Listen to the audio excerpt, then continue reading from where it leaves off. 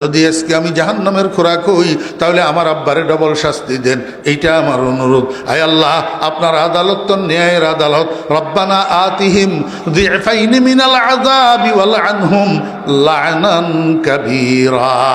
আমার বেয়রা দুঃস্বভাব, মাথার গাম পায়ে ফেলি, যেই সন্তানের লালন পালন করলেন সেই সন্তান দুনিয়াতেও তো আপনার কোনো উপকারে আসলো না। আপনি মরে গেলেন করোনায়, হসপিটালে ডাক্তারে ফোন করলো আপনার লাশ আনার জন্য, সন্তান তো গেল না আপনার লাশ আনার জন্য। আপনি সন্তানের বিয়ে শাদী করাইলেন, ছেলে মেয়ে হইল, এখন সন্তান বউ বাচ্চা লইয়া ফ্ল্যাট বাড়িতে আরামে থাকে, আর আপনারে পাঠাইল বৃদ্ধাশ্রমে। এরপরে আপনি মারা গেলেন, জানাজার নামাজ পড়তে গেল, দোয়াটা গোড়ার ডিমাও জানে না।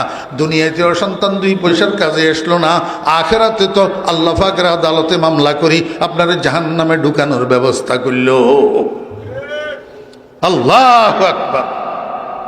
আল্লাহ পাক আমাদেরকে বুঝার এবং আমল করার তৌফিক দান করেন। ও ভাইয়েরা, এখনো সময় আছে। সন্তানদেরকে মাদ্রাসায় পড়ান, সন্তানদেরকে হাক্কানি রব্বানি আলেম বানান, হাফেজে কোরআন বানান। যতগুলো সন্তান আছে পরে জজ ব্যারিস্টার বানাইয়েন, জীবনের শুরুতে একবার হাফেজে কোরআন বানান। খোদার কসম করি কইলাম, মায়ের পর্দায় সন্তান ট্যালেন্ট হয়, মা বেপর্দা চললে সন্তান ডামিসার মেধা করব।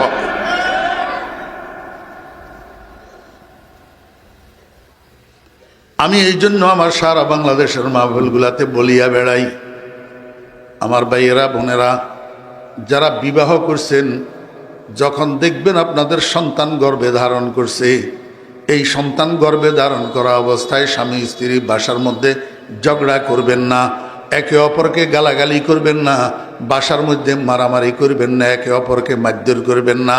যদি সন্তান গর্ভে থাকা অবস্থায় এগুলা করেন তো ভূমিষ্ঠ হওয়ার পরে আপনার এই সন্তান বেয়াদ্দব ছাড়া আর সন্ত্রাসী ছাড়া আর কিছু হবে না। কারণ হেতে তোর ঝগড়া চারটি গালাগালি মারফেড়ে তুই শিখিয়াছ।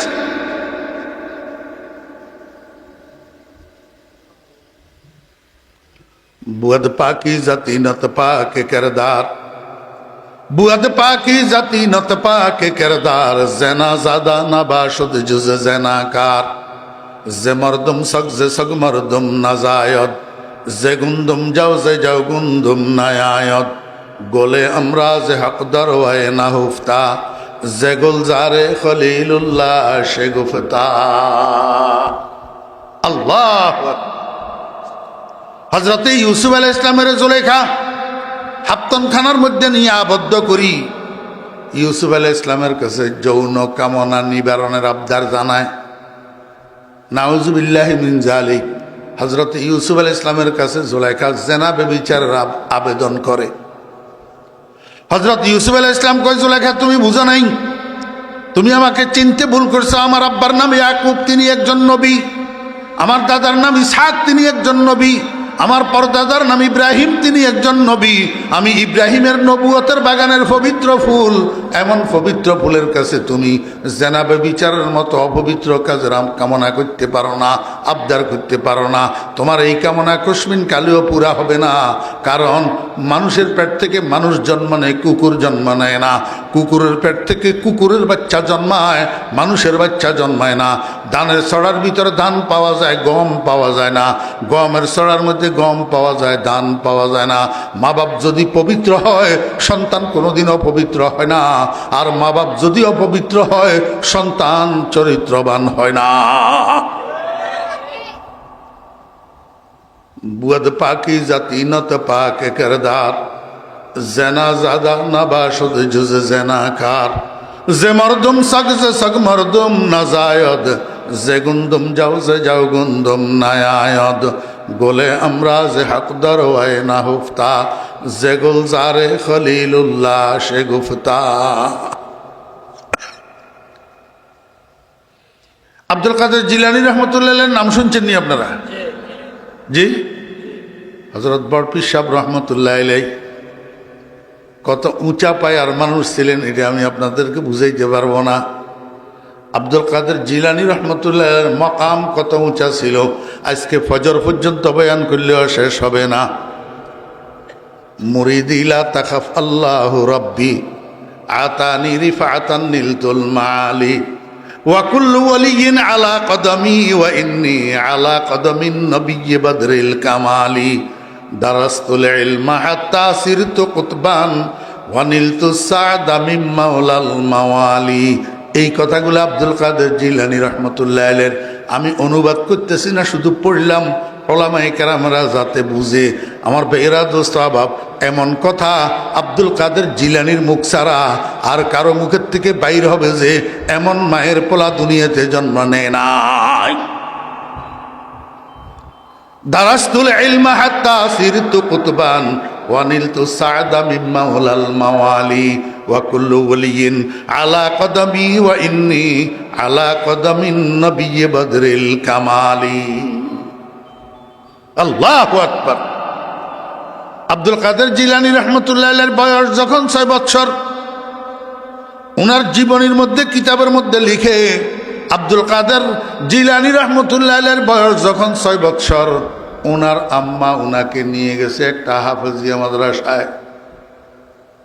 হাফেজিয়া মাদ্রাসায় নিয়ে হাফেজ শাহ হুজুরের কয়, হাফেজ শাহ হুজুর, এইটা আমার ছেলে, নাম আব্দুল কাদের, বয়স 6 বছর, এখনো পর্যন্ত আমি কোনো শিক্ষা প্রতিষ্ঠানে ভর্তি করি নাই, কোনো ওস্তাদের সামনে বসাই নাই, এই জীবনের শুরুতে সর্বপ্রথম আপনার কাছে নিয়ে আসলাম। হ্যালো, ব্যাকল দিনে ফোন করতে পারছ না? দিনে কোথায় যাও? বয়ানের মাঝখানে কেন ফোন করো? একবার ফোন রিসিভ করি নাই, এরপরে আবারও করছি।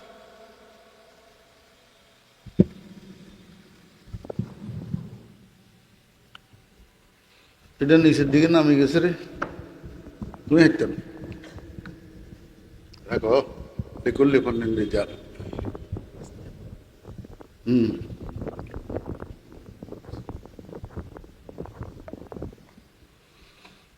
বন্ধ করে দি।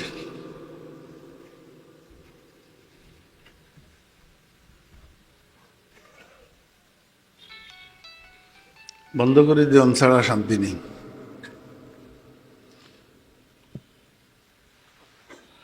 আপনারা কোন হুজুর এত গরম হইল, জ্বালাই কইলা কইলা এত করতে না, হেসা ভাই কেন অত করতে পারি না? এগুনের লাই কোনো টাইম বুঝে না, টেবিল বুঝে না, নামাজের টাইম বুঝে না, শোয়ার টাইম বুঝে না। রাত্রে 1টা বাজে ফোন করি, কয় হুজুর ইজ্ঞা তারিখের দরকার, রাইছে 1টা বাজে। এত ব্যাক কল না আছে।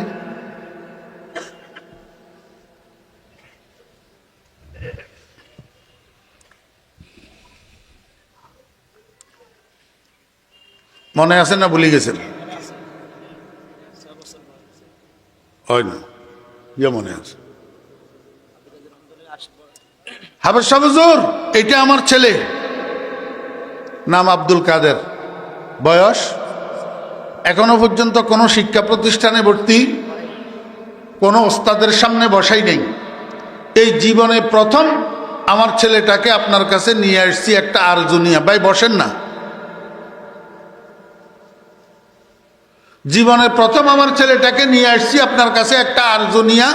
আরজু হইল আমার পোলাটা পরে যা হবে হবে, জীবনের শুরুতে আগে হাফেজে কোরআন হবে। কি হবে?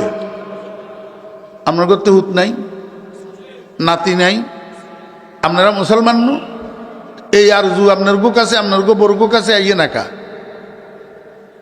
আমার ভাইয়েরা দোস্ত আবাব, সমস্ত মুসলমান মায়েরা যদি এই আরজু করতো, আমার ছেলে পরে ইঞ্জিনিয়ার হবে, ডাক্তার হবে, মুফতি হবে, মুহাদ্দিস হবে, জজ হবে, ব্যারিস্টার হবে, তাতে কোনো অসুবিধা নাই। কিন্তু জীবনের শুরুতে আমার ছেলেটাকে আমি হাফেজে কোরআন বানাবো, এটা আমার আরজু। এই আরজু যদি সমস্ত মায়ের কাছে থাকতো, আজকে প্লেনের পাইলটগুলা হাফেজে কোরআন হইতো, রেলগাড়ির ড্রাইভারটা হাফেজে কোরআন হইতো, ওই সুপ্রিম কোর্টের পিপিটা হাফেজে কোরআন হইতো, আমার বাংলাদেশের প্রধান বিচারপতি হাফেজে কোরআন হইতো, আপনার জজগুলা হাফেজে কোরআন হইতো। যদি মুসলমান মায়েরা এই আরজু করতো, আমার ছেলে জীবনের শুরুতে হাফেজে কোরআন হবে। এই আরজু মুসলমান ভাইদের কাছে আছে, মুসলমান আব্বাদের কাছে আছে। এখন তো মুসলমান আব্বারা এমন ফোলা তৈয়ার করে, এত বড় বড় সালটা সালটা কথা কয়, এক কথা ভাসমন ওজন। বাপের জানাজার নামাজ পড়তে গেলে দোয়াটা শুদ্ধ করে মুখস্থ জানে না।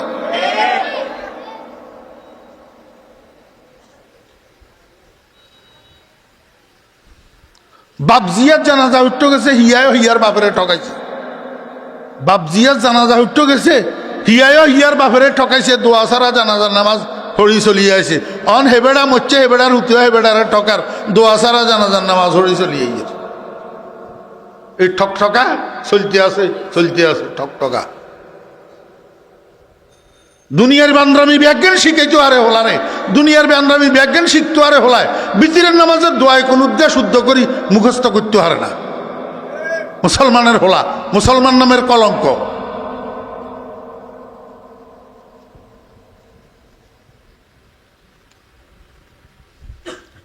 আপনারা কইবেন হুজুর এত কড়াকড়ি কন, আরে কড়াকড়ি কইতেন না। ক্যান্সার ইঞ্জিনটি ধরলে এটা মলম লাগাইলে ক্যান্সার ভালো হইতো না, কাড়ি হেলাই দিন লাগবে, নইলে ক্যান্সার সারা শরীরে ছড়াই যাব। এখন তো ক্যান্সার হিন্দুয়ানি প্রথা, ইহুদি খ্রিস্টানের প্রথা, ইহুদি খ্রিস্টানের সংস্কৃতি, হিন্দুয়ানি সংস্কৃতি মুসলমান সমাজে ক্যান্সারের মতো প্রসারিত।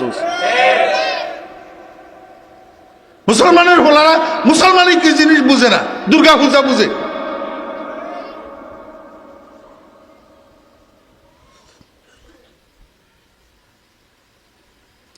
আব্দুল কাদের জিলানী রহমতুল্লাহ আলাইহির মায় কয়, হুজুর, হাবশা হুজুর, আমি আমার ছেলেটারে আপনার সফরদ করে গেলাম, আপনি আমাকে একটা হাফেজে কোরআন উপহার দিবেন।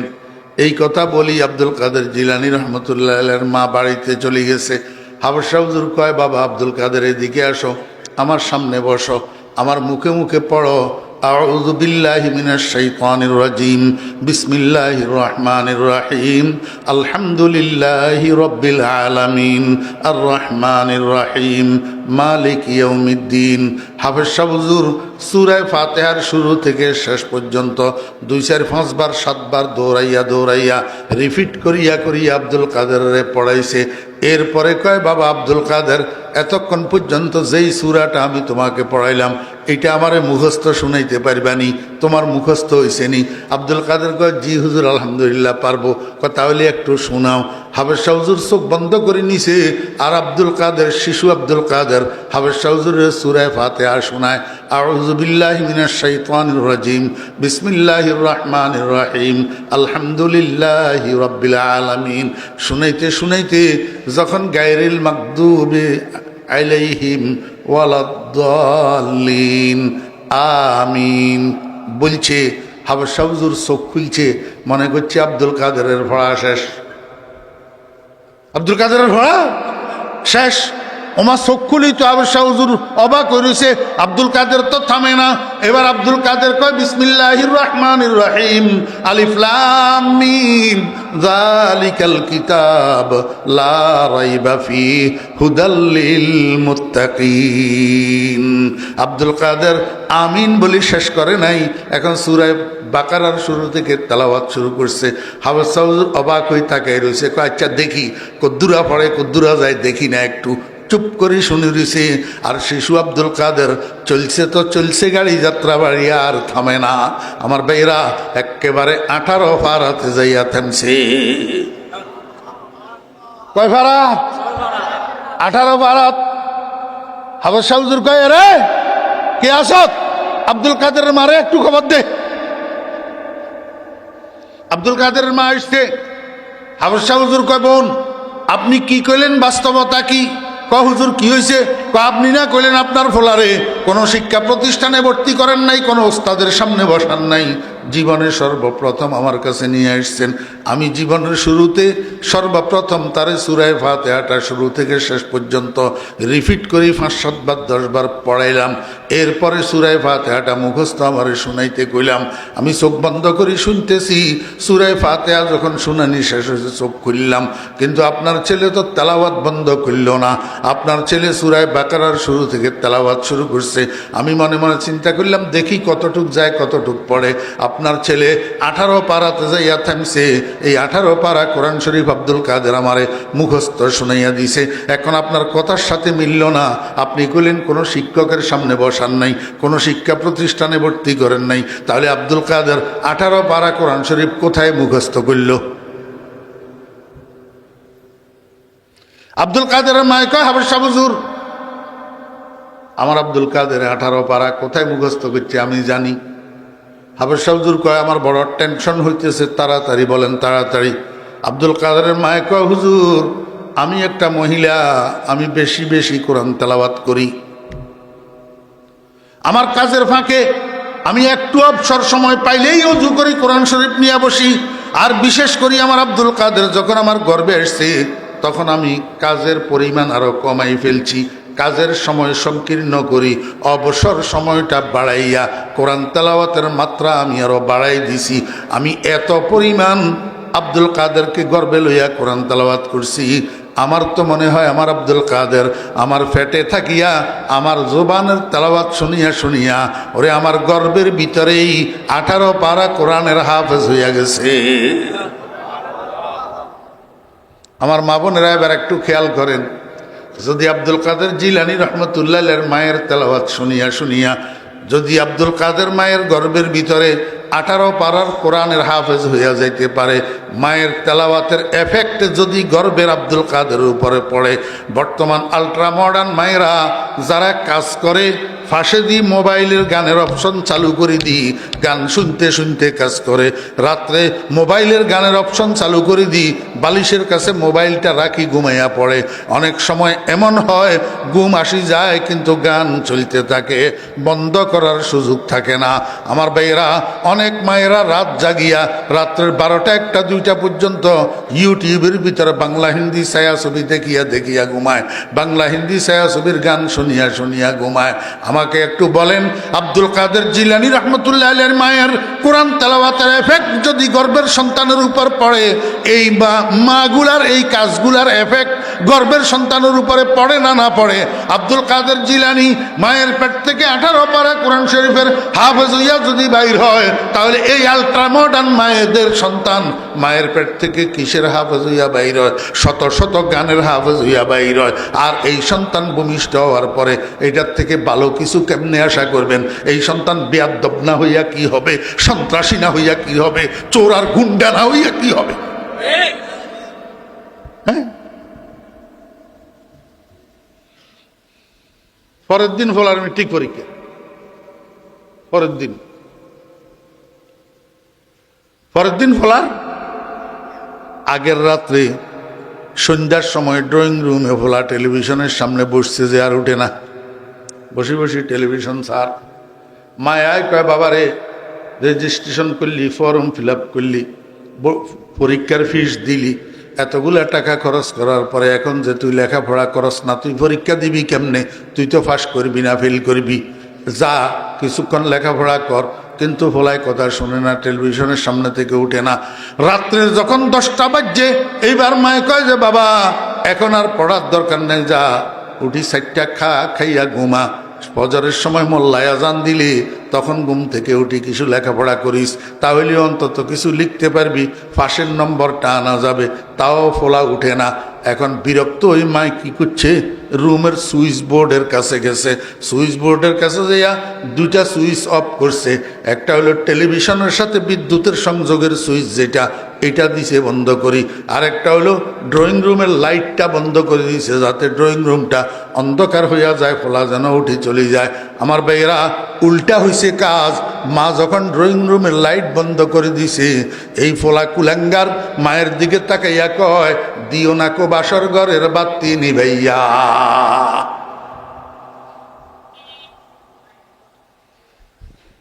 যেগুনের ঠোঁটেইতে আসনি আইয়ের এগুনের তাহায়া সরম নাই, যেগুনের ঠোঁটেইতে আসনি আইয়ের এগুনের তাহায়া সরম নাই। কোন সুসন্তানের মুখ থেকে মায়ের জন্য এই কথা বাইর হয়?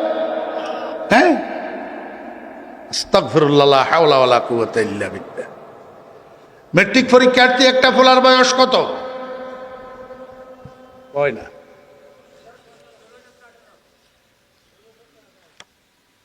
15, 16, 17, 18 এই হলাইয়া বুঝদার না অবুঝ, বালেক না না বালেক। এখন এই ফোলা যদি মায়ের দিকে তাকাইয়া এই কথা কয়, মা বেচারি এটা টলারেট করতে পারবো নি? টলারেট করতে পারত না। যা হওয়ার তা হইছে। এই কথা কর্ণগোচর হওয়ার সাথে সাথে মায়ের মাথায় এসছে চক্কর, মাথা ঘুরাই ঠাস করে পড়ছে ফ্লোরের উপর। এই তো বাসার মধ্যে হইচই শুরু হয়ে গেছে। কেউ বাটিতে করি পানি লইয়া দৌড়ার, মুখের উপরে পানির ঝাপটাদের, আরেকজনে সরিষার তেল আনি পায়ের তালুতে হাতের তালুতে সরিষার তেল মালিশ করে, আরেকজনে 4 কাপের মধ্যে সরিষার তেল আর পানি মিক্স করে গুলি মাথার মধ্যে মালিশ করে। কারণটা কি? বেহুশ হয়ে গেছে। তো কি হয়ে গেছে? বেহুশ হয়ে গেছে। আমার বেহরা দোস্ত বাপ, আমি রুমের থেকে বাইর হইলাম, ওই ছেলে এইটার ইমিডিয়েট ছোট বোন একটা আছে, এটারে জিজ্ঞেস করলাম কিরে বাসার মধ্যে কি হয়েছে? মানে আমার এক আঙ্কেল ভাইয়ার যে আগামীকাল মেট্রিক পরীক্ষা, ভাইয়া তো পড়তে বসে না, শুধু টেলিভিশনের সামনে বসে থাকে। মা বারবার তাকে বলে কিন্তু মায়ের কথা শুনে না। রাত্রে যখন 10টা বাজে মা উঠি যেতে বলছে খানা খাওয়ার জন্য, তাও উঠে না। এবার ড্রয়িং রুমের লাইট অফ করে দিয়েছে মা যখন ড্রয়িং রুমের লাইট অফ করছে, ভাইয়া মায়ের দিকে তাকাইয়া কয় দিও না কোবা স্বর্গরের বাতি নি ভাইয়া। এই কথা শোনার সাথে সাথে মা মাথা চক্কর দিয়া ফ্লোরের উপরে পড়ে গেছে, বেহুশ হয়ে গেছে। আমি আস্তে আস্তে সেদিকে আগাইলাম। ইত্যবসরে মহিলা এটার হোঁশ আসছে, চোখ খুলছে, আমারে সামনে দেখি কয় ভাইয়া দেখলেন নি বলায় আমারে কি কইল? আরে আজকের কথা না মিয়া, অনেক বছর আগের কথা, যখন টাচ মোবাইল আবিষ্কার হয় নাই, ডিভিডির যুগ, বিসিআরের যুগ যেটা ছিল, আমরা ফোলারা বাজারের মধ্যে ভিডিও দোকান দিত। এখন তো ভিডিও দোকান নাই, এখন তো ভিডিও মোবাইলে ঢুকে গেছে পকেটে, আর ভিডিও দোকান লাগে না। তখন ফোলারা ভিডিও দোকান দিয়া ভিডিওর ব্যবসা করত। ডিভিডি সেট যুগ, এত বড় বড় সিনেমার ক্যাসেট, বাংলা সিনেমার, হিন্দি সিনেমার ক্যাসেট ডিভিডি মেশিনের ভিতরে ঢুকাইয়া, এই ডিভিডি মেশিনের কানেকশন টেলিভিশনের লগে লাগাইলে টেলিভিশনের মধ্যে পূর্ণ দৈর্ঘ্য ছায়াছবি 3 ঘন্টা পর্যন্ত দেখায়। এগুলা চাইতো মানুষে ঘরে ঘরে, এগুলা মা কয় না লাগে যে আপনারা কিছু দেখেন না লাগেন, খালি বিজ্ঞান আয় দেখছি লাগে। হ্যাঁ,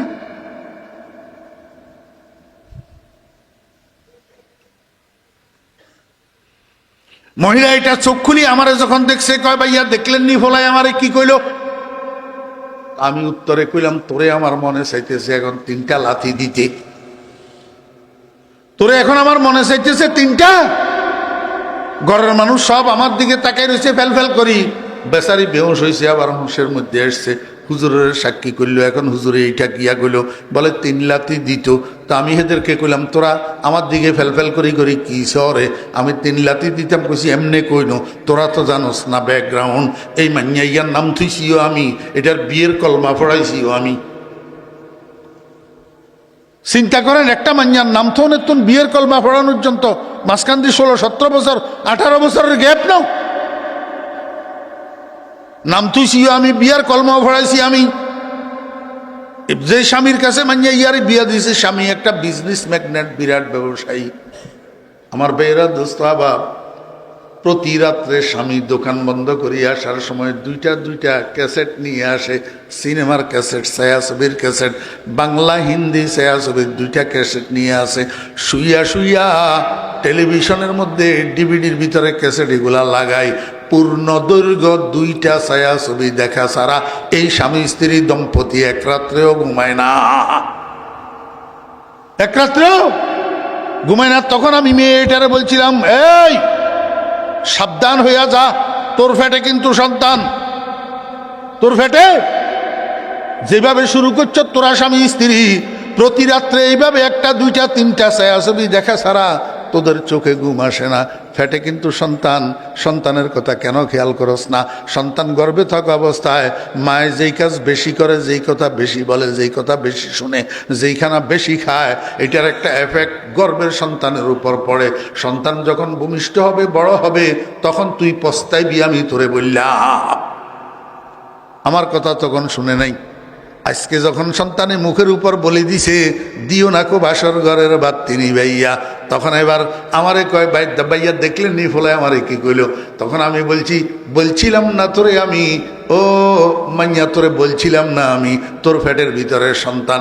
এই শত গান, হাজার গান এই পোলা তোর ফ্যাটের থেকে মুখস্থ করে দুনিয়ার বাইর হইছে। এমন পোলার থেকে তুই এর চেয়ে ভালো আর কি আশা করস? এর চেয়ে ভালো আর কি আশা করস তুই? তোর তো আমি সাবধান করছিলাম। এই জন্য পর্দার আড়ালের মা বোনেরা যারা বয়ান শুনতেছেন, আমি আপনাদেরকে অনুরোধ করব, সন্তান গর্ভে থাকা অবস্থায় বেপরদা চলবেন না। সন্তান গর্ভে থাকা অবস্থায় বাসার ভিতরে স্বামী স্ত্রী ঝগড়া করবেন না। সন্তান গর্ভে থাকা অবস্থায় স্বামী স্ত্রী একজন আরেকজনকে গালাগালি করবেন না, মারামারি করবেন না। আল্লাহু আকবার। যদি এগুলা করেন তাহলে আপনার সন্তান ভালো সন্তান হবে না, সুসন্তান হবে না, কুসন্তান তৈরি হবে, কুসন্তান। এরপরে সন্তান ভূমিষ্ঠ হওয়ার পর মায়ের দায়িত্ব শুরু হয় প্রথম দিন থেকে। প্রথম দিন থেকে বাপের দায়িত্ব শুরু হয় না, মায়ের দায়িত্ব কি হয়? শুরু হয়। আমার ভাইরা দুস্তাবাব, সন্তান ভূমিষ্ঠ হওয়ার পরে যেই কোলগুলাতে পড়ে, কোলগুলা 1 নম্বর মায়ের কোল, 2 নম্বর দাদির কোল, 3 নম্বর ফুফুর কোল, 4 নম্বর খালার কোল, যে বাপের কোল, চাচার কোল, মামার কোল, ভাইয়ের কোল, যেই কোলগুলাতে পড়ে এই কোলেরও একটা এফেক্ট আছে। মনোযোগ আছেন? কোলেরও একটা কি আছে? কালান নবী সাল্লাল্লাহু আলাইহি ওয়াসাল্লাম কুল্লু মাউলুদিন ইউলাদু আলাল ফিতরাত ফাআবাওয়াহু ইউহাব্বিদানিহি আও ইউনাসসিরানিহি আও ইউমাজ্জিসানিহি। ওরে পেপার মিলের থেকে কাগজ বাইর হয়, যে সাদা বাইর হয়। কি বাইর হয়?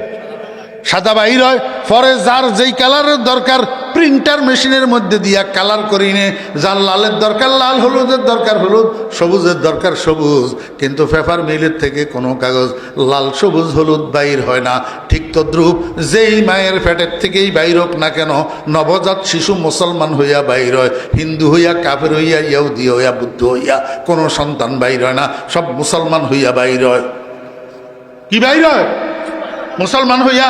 আল্লাহ হাবিব জনাব রাসূলুল্লাহ সাল্লাল্লাহু আলাইহি ওয়াসাল্লাম ইরশাদ করেন, যেই কোলে সন্তান পড়ে, যেই কোলে সন্তান উঠে, যেই কোলের সন্তানকে ধারণ করে, এই কোলের ভিতরে থাকা অবস্থায় সন্তানের কানে দি কি ঢুকে, এইটা হইলো দেখার বিষয়।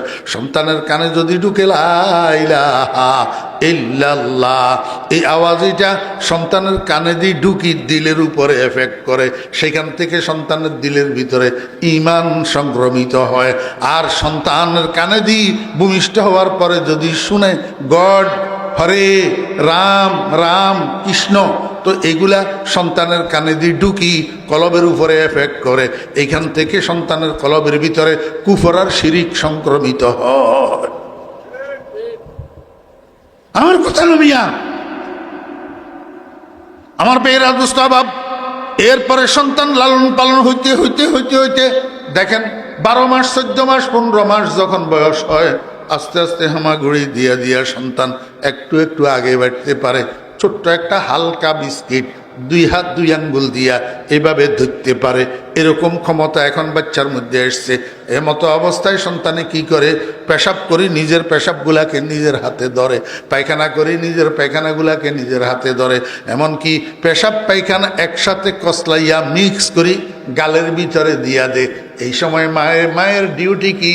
মা দৌড়াইয়া আসি, বাচ্চার হাত ধরে, ছি ছি ছি বাবা, এটা খায় না, এটা খায় না।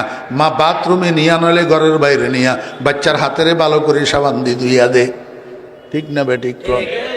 আমার ভাইয়েরা দোস্ত আবাব, এই যে বাচ্চারে পায়খানা প্রস্রাব মিক্স করা, এই জিনিসটা মুখে দিতে দিল না মা। কেন দিল না? বাচ্চারে বুঝায়, ও বাচ্চা, এটা তোমার জন্য খাদ্য না, এটা তোমার কুখাদ্য, এটা তোমার জন্য খাদ্য না, এটা তোমার অখাদ্য, এটা খায় না। যদিও এটা বুঝার বয়স বাচ্চার তখন হয় নাই, কিন্তু মাঝে তাকে অখাদ্য খাওয়ার থেকে বারণ করলো, এইটারও একটা এফেক্ট আছে। কোনো মায়ে যদি এরকম অখাদ্য খাওয়ার থেকে বারণ করে, বাচ্চা সেখান থেকে আল্লাহর কুদরতে শিক্ষা গ্রহণ করে, এই বাচ্চার সামনে শুয়োরের গোস্ত আসবে, এই বাচ্চা বক্ষণ করবে না, কারণ মা তাকে অবুঝ অবস্থায় শিখাই দিছে অখাদ্য খাইতে হয় না, সুখাদ্য খাইতে হয়।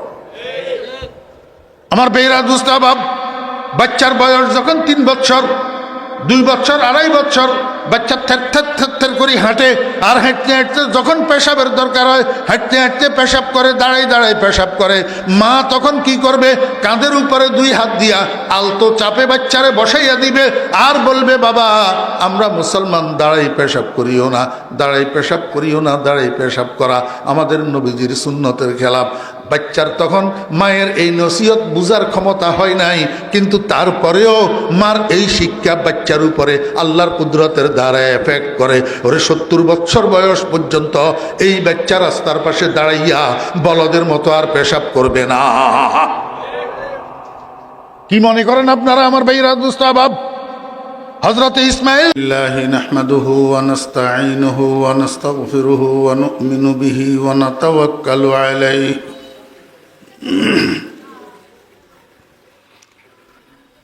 ওয়া নাউযু বিল্লাহি মিন শুরুরি আনফুসিনা ওয়া মিন সাইয়্যাতি আ'মালিনা من يهد الله فلا مضل له ومن يضلله فلا هادي له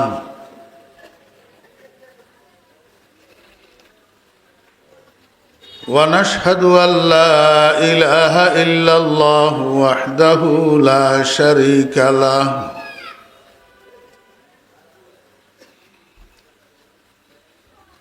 ونشهد أن سيدنا وسندنا وحبيبنا ومولانا محمدا عبده ورسوله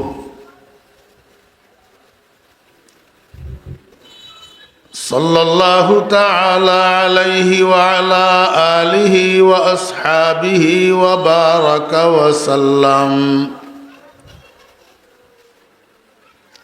أما بعد فأعوذ بالله من الشيطان الرجيم بسم الله الرحمن الرحيم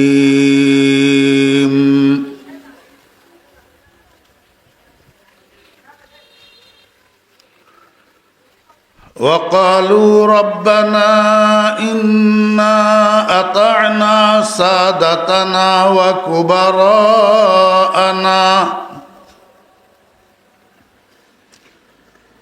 إنا أطعنا سادتنا وكبراءنا فأضلونا السبيلا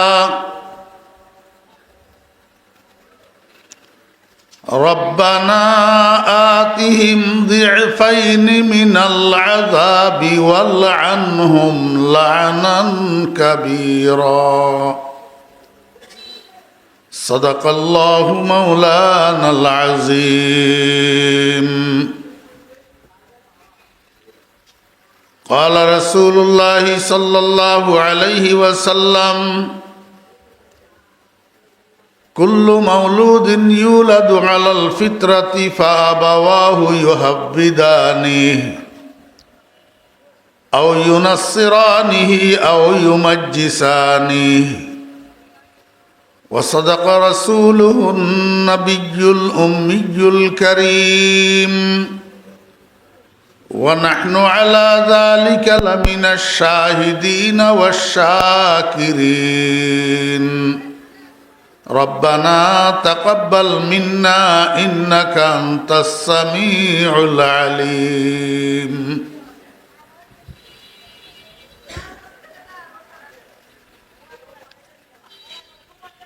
মুআজ্জাজ উলামায়ে কেরাম, সমাবেত ধর্মপ্রাণ মুসলমান ভাইয়েরা, পর্দার আড়ালের সম্মানিতা পর্দানশী মা ও বোনেরা, মহান আল্লাহ রাব্বুল আলামিনের অপরিসীম দয়া আর ইহসান আল্লাহ রাব্বুল আলামিন আমাদেরকে আজ 11ই ডিসেম্বর 2025 ইংরেজি তারিখে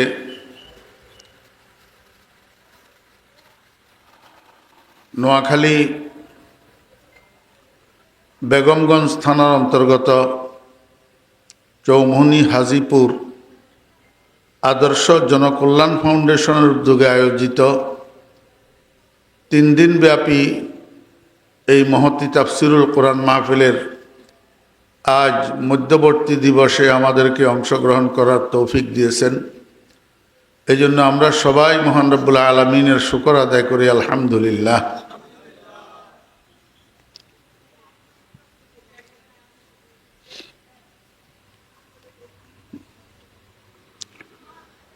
আমি খুতবার পর আপনাদের সামনে আল্লাহ পাকের পবিত্র কালামের ছোট্ট একখানা আয়াতে কারিমা তিলাওয়াত করেছি এবং সেই সাথে আমাদের সকলের প্রিয় নবী শফিউল মুজনবিন রহমতুল্লিল আলমিন জনাবে মুহাম্মদুর রাসূলুল্লাহ সাল্লাল্লাহু আলাইহি ওয়াসাল্লামের ছোট্ট একখানা হাদিস শরীফ পাঠ করেছি। আমি অল্প সময় আপনাদের সামনে কিছু কথা বলার আশা করছি, যদি আল্লাহ পাক তৌফিক দেন। আজকে আমার কথা বলার বিষয় হইল, আজকে আমাদের পরিবারে শান্তি নেই, সমাজে শান্তি নেই, দেশে শান্তি নেই, শৃঙ্খলা নেই, নিরাপত্তা নেই। এটার কারণ কি এবং এটার থেকে উত্তরণের উপায় কি? পারিবারিক শান্তি, সামাজিক শৃঙ্খলা, জাতীয় নিরাপত্তা কিভাবে পুনঃপ্রতিষ্ঠিত করা যায়, এই বিষয়ের উপরে অল্প কিছু আলোচনা আপনাদের খেদমতে রাখার আশাবাদী। ওয়ামা তৌফিক ইল্লা বিল্লাহ।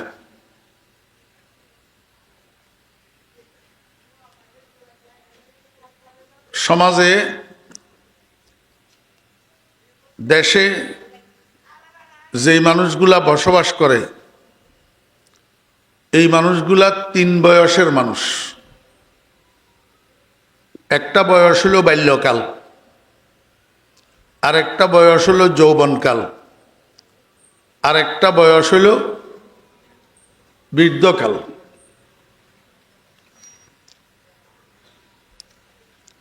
বাল্যকালের আগে আরেকটা বয়স আছে, সেটার নাম শিশুকাল। তাহলে 4 বয়স হইল: শিশুকাল, বাল্যকাল, যৌবনকাল, বৃদ্ধকাল। তা আপনারা আমরা সবাই জানি, পরিবারে, সমাজে, রাষ্ট্রে শান্তি শৃঙ্খলা নিরাপত্তা বিঘ্নিত হয় এক বয়সের মানুষের দ্বারা,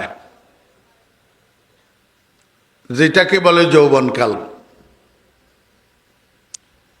শিশুরা সন্ত্রাস করে না, শিশুরা সন্ত্রাস করে না, বালকেরা সন্ত্রাস করে না, বৃদ্ধরা সন্ত্রাস করে না, সন্ত্রাস করে যৌবনকালের মানুষেরা। তাহলে এই সন্ত্রাস, এই ক্রাইম, অপরাধ, অনৈতিক কাজ,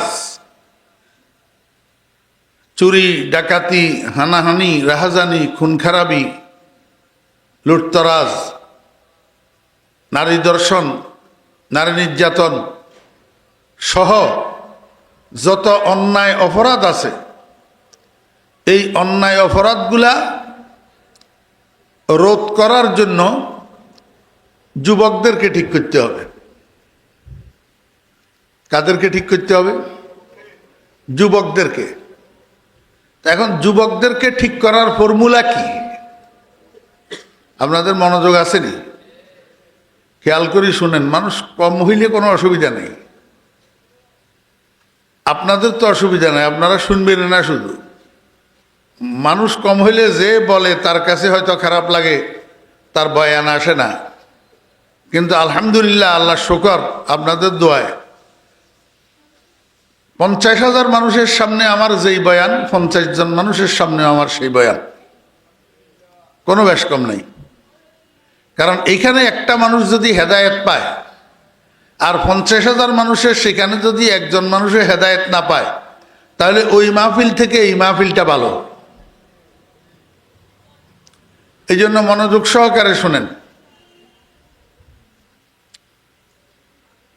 সমাজ ঠিক করার জন্য, রাষ্ট্র ঠিক করার জন্য যুবক ঠিক করতে হবে। কারণ শিশুরা, বালকেরা অন্যায় করে না, বৃদ্ধরা অন্যায় করে না, অন্যায় করে যুবকে। ঠিক না বে ঠিক কোন? হ্যাঁ, আপনারা তো কথাই কন না। অন্যায় করে কনে? যুবকে। যাতেরা এখন বৃদ্ধ হয়ে গেছে, এতেরাও সকল বিদ্যা ছাড়িয়ে এবার ধর্মে দিলাম মন আমার রসের বৃন্দাবন। যখন যুবক আসিল এতরকম মধ্যেও কেউ কেউ এরকম অন্যায় করছে। এখন বয়সের বারে হাঁটুর বল যখন কমে গেছে, এখন আর পারে না। আমি নিজেই হাঁটতেছি না, হাঁটতেই তো পারি না, হাঁটুর লেই অন্যায় কর্ম কোত্থেকে? এই জন্য সমাজ ঠিক করতে হলে যুবক ঠিক করতে হবে। তো যুবক কেমনে ঠিক করবেন? একটা কথা সবসময় মনে রাখতে হবে, যুবক যখন যুবক হয় তখন তাকে ঠিক করা যায় না। বুঝেন? যুবক যখন যুবক হয় তখন তাকে ঠিক করা যায় না। যুবককে ঠিক করতে হবে শিশুকাল থেকে, বাল্যকাল থেকে। শিশুকাল থেকে, বাল্যকাল থেকে একটা শিশুকে, একটা বালককে যখন আপনি সঠিক তরিকায় গড়ে তুলবেন তখন যুবক ঠিক হবে। একটা একটা একটা একটা করতে করতে পুরা যুব শ্রেণীটা ঠিক হবে। এই যুব শ্রেণীটা ঠিক হয়ে গেলে বস সমাজ ঠিক। বুঝছেন না? বুঝেন না? জি, আপনারা আমারে একটু উত্তর দেন। এখানে দুই একজন যারা আব্বা আছেন বিবাহিত, আপনারা কনে কনে চান আমার ছেলেটা চোরক, আমার ছেলেটা ডাকাইত হোক, আমার ছেলেটা মদদি হোক, আমার ছেলেটা জুয়ারি হোক, আমি বাসে বাসে পকেট মারি, আমার ছেলেটা আমার মতো পকেট মার হোক। এটা কনে কনে চান? হ্যাঁ, কেউ চায়নি? আর যাতে মদের ভিতরে ডুবি থাকে, হেতেরেও যদি আপনি জিজ্ঞাসা করেন যে ভাই তুই তো মদ খাও বালা করি, তোমার হোলা গো তোমার মতো এরকম মদ দিও কি কত বাস্তা ফেরুল্লাহ দরকার নেই, আয় হইছি আর হোলা মদ দিন হোক। হ্যাঁ, হাতে হারাদিন বাসে বাসে পকেট মারে।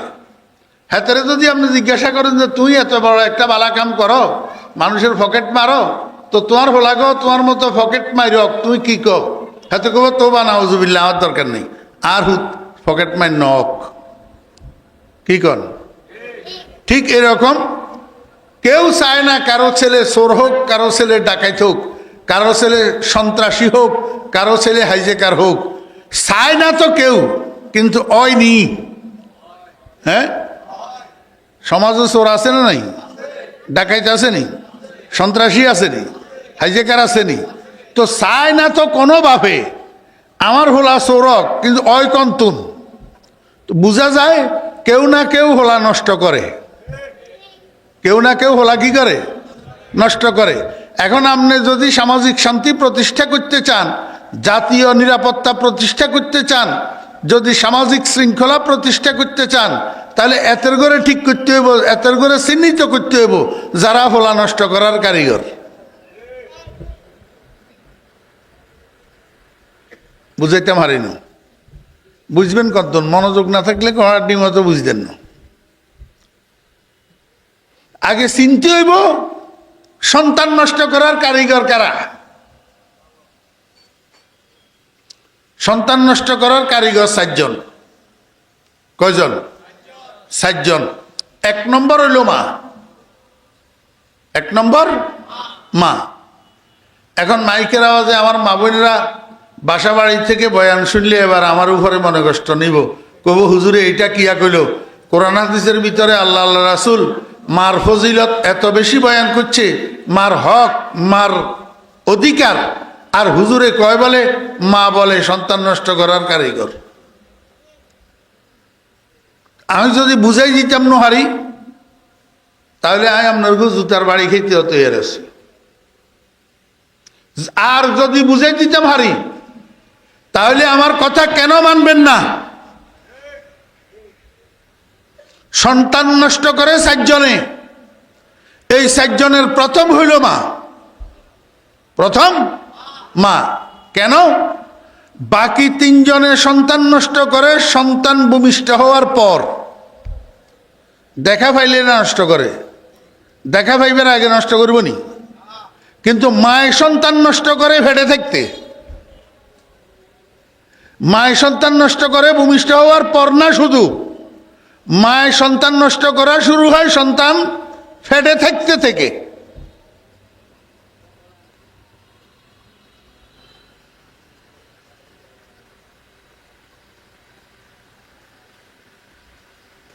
দোস্ত কিছে তোমার, কি সমস্যা?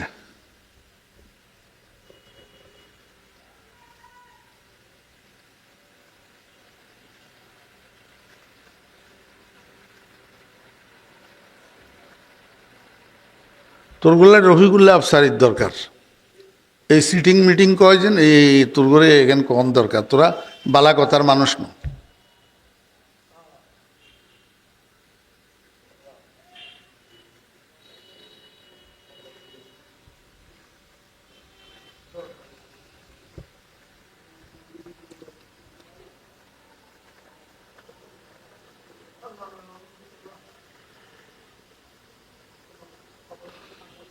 আমি অমনোযোগী মানুষ দেখলে আমার মুখের তোনার কথা বার হয় না।